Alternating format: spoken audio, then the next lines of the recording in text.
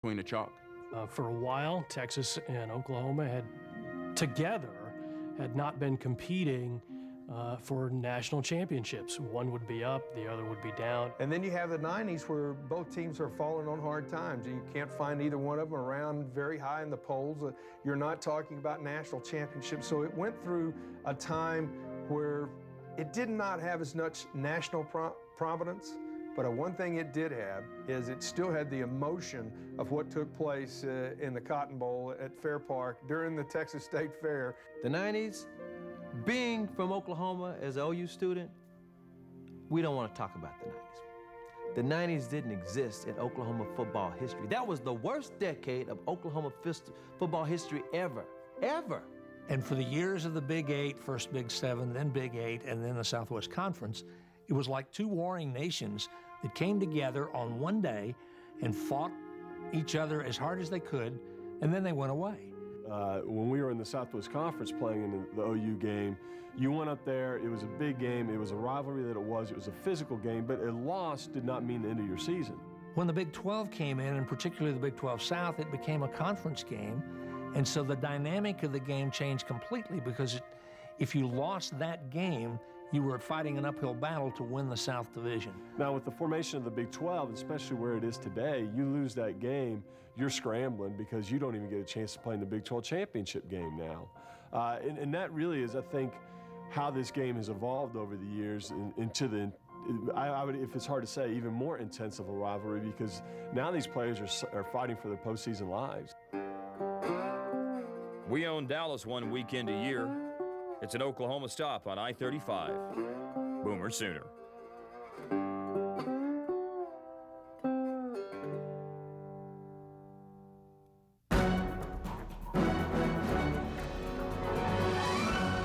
States of Texas and Oklahoma owe a debt to their fellow members of the republic located to the east. That would be Tennessee and Ohio, the birthplaces of William Mack Brown and Robert Anthony Stoops. It is fitting that Stoops and Brown would arrive at their respective schools near the same moment in time. It was destiny's choice. Football at both schools needed an injection of something or someone new. At Texas and Oklahoma, the weight of past glory can be a troubling truth. The Ohioan, who played at Iowa and was one of 10 children, would now stand across the sideline one Saturday a year for the Tennessean with a stunning family pedigree who ventured into the Deep South to pursue his football dreams. In the rivalry games, the Stoops-led Sooners have swept down Interstate 35, taking 6 of the 9 games in this decade. But Texas has won 2 of the last 3. And ask anyone who knows, this rivalry is defined by the right now. Mack Brown and Bob Stoops share something. They took over programs that had slipped a bit, quite honestly.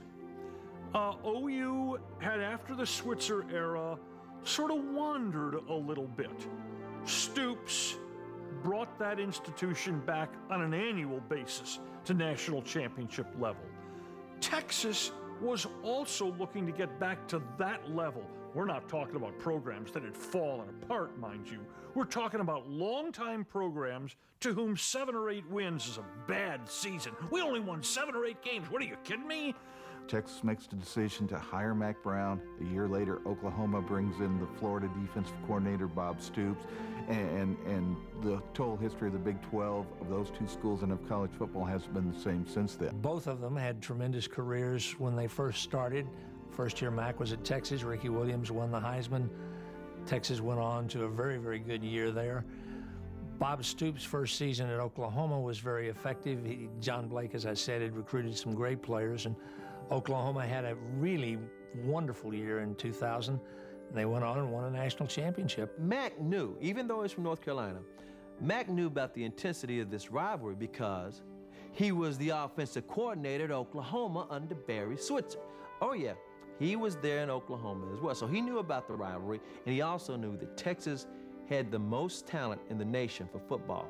The first game in 1999 was Bob Stoops' first year, Mike Leach's first year as the offensive coordinator for the Oklahoma Sooners, and they had never seen the spread from Oklahoma. They had waited to roll that out the week of the Texas OU game just to show you how important this rivalry is. But they came out and just showed us a bunch of different looks. Needless to say, within the first 2.5 minutes of the game, they were up 17-0. And then suddenly 2000 came. Bob Stoops up at Oklahoma had really started to turn things around and really laid one on Texas at 63-14. It was a stunning afternoon that changed the rivalry for the next 10 years. I think that 05 game was 5 years of frustration coming out for Texas. Because not only was that Texas's national championship team, but that was the end of the streak. I mean, clearly they have restored the rivalry because they have both recruited so well that the talent level has demanded that they be top 10 and top 5 programs. Texas football is at a level unseen since the Darrell Royal days. After about 20 years of wandering in the wilderness, he's a wonderful coach. He had that stretch where he lost 5 straight to Bob Stoops, and people were disgruntled. What has Bob Stoops done in his career? He's just, resurrected the monster. The team was down when he took over, and he's just been a terrific head coach, great recruiter, hires great coaches, all the things you need to win in this day and age, and it is tougher to win in this day and age than it was in Bud's day, and even perhaps a little bit in Switzer's.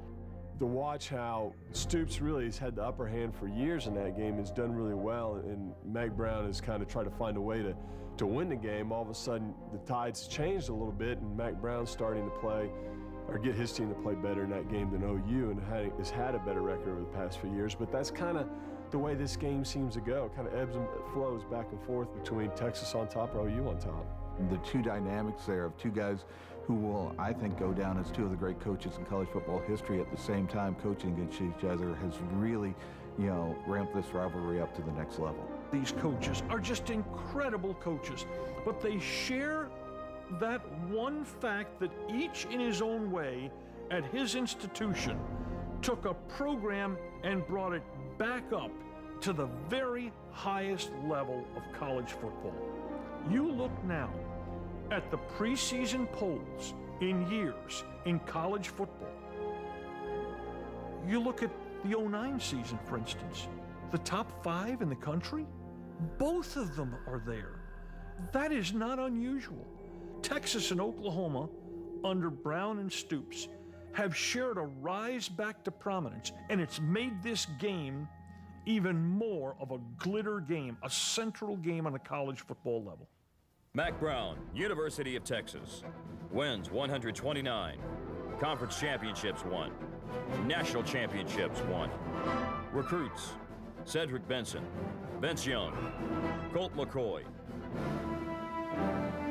Bob Stoops, Oklahoma, wins 109, conference championships 6, national championships 1. Recruits: Adrian Peterson, Sam Bradford, Mark Clayton. Have you been to Oklahoma? That's all I gotta say. Just go there, and then you'll know why everyone leaves. To those people, coming to Dallas once a year, it must feel like a weekend pass. Hook 'em horns.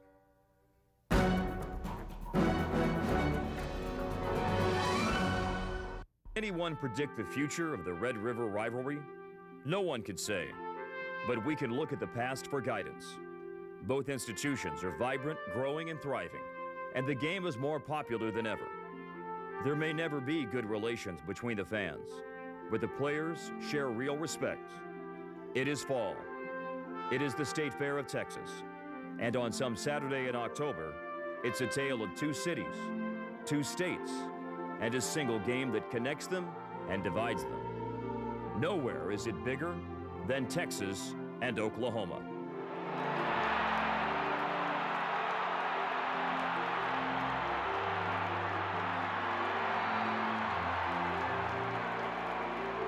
This game not only decides a conference many years, not only decides this fantastic head-to-head rivalry, this game has tremendous national championship implications. How many years have each team come into this game thinking, we win this game and it's downhill to the national championship? It's bigger than, to me, Michigan, Ohio State, because both of those teams could be flat. They don't have a playoff system at the end of their conference season. The Big 12 has a playoff game. USC, Notre Dame. They're not in the same conference. Again, you can go down the list. Florida, Georgia, LSU, and the teams that they play. They're good. Even Texas A&M, that's good, but nothing can compare to Texas, Oklahoma. That combination has lasted and has stood the test of time. And I think when you look back on rivalries that survive and thrive, this one has. And it is one that will always be there because football is part of the fiber of the state of Texas and the state of Oklahoma. It is going to be a battle for 60 minutes and in something where the rookies or the freshmen that go on the field don't really understand it because they've never been in a physical game like that. And afterwards, you look over at the rookies and it's like they've just been through a train wreck. They didn't really understand what had just run over them. And you're like, hey, that's Texas OU. That's the way it is every time. Get ready. I'd say the best thing about this rivalry is the quality of the two teams. Rivalries sometimes suffer, I think, historically, because one team will get way better than the other and stay that way for a while. That's not been true of this rivalry. This rivalry's gone back and forth as each school has had eras of enormous success. And then we get those wonderful years in which each team is having enormous success. And we're in the midst of one of those periods right now. I think it is the best rivalry in college football. I think that's so because not only is it one big group of players, usually Texas players, but it also comes from two different states. When you start talking about the Iron Bowl with Auburn, Alabama, they're from one state. When you pit one state against another state, and one state has star players from the other state, I think you have so many factors that go into making this the best rivalry in college football. I think Oklahoma-Texas is the best rivalry in college football with the possible exception of Army-Navy. I haven't cared who won an Army-Navy game in about 40 years, but I still get a lump in my throat every time I watch one of their games. So if you're a true blue American patriot and you want to call Army-Navy number one, it's okay by me. Otherwise, it's Oklahoma-Texas. What's the Hatfields and the McCoys? The Bradfords and the McCoys this year. The only thing I can say about Texas OU is I've covered more than 30 of them, and you know, the one thing it lacks is that they only play it once a year.